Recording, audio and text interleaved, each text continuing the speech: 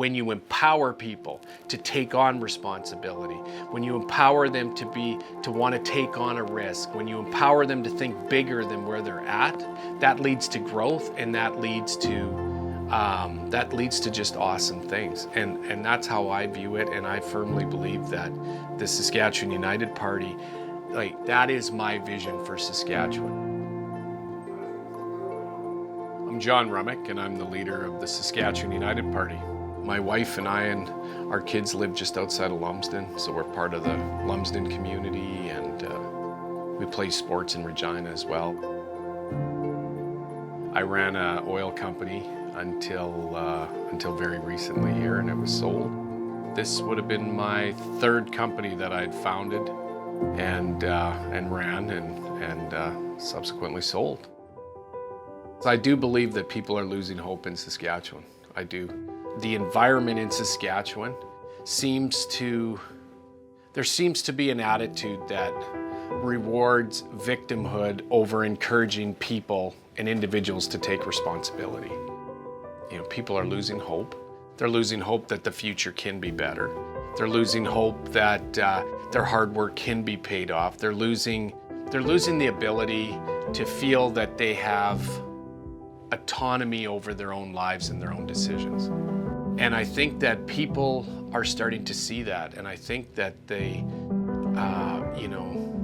that they're frustrated with that, because at the end of the day, just like a coach, like when I'm coaching flag football, my goal is to create an environment where I can put the player in a position or in an environment where they can be successful with the skills they have. Like if I have a kid that comes up to me and says, well, I want to play quarterback, but the kid doesn't know how to throw the ball. If I was to put the kid in and play quarterback, you know, they're just going to fail and they're going to lose confidence, right? So maybe we would practice that at practice first before putting them in a game. So I sense and I see and I hear from people that it's like, well, what's the point of working hard? Because at the end of the day, everyone gets the same reward. If everyone's getting the same reward, well, then why do I want to outperform the average if everyone's getting the same reward? And so that's what I think is taking place in Saskatchewan. And I think that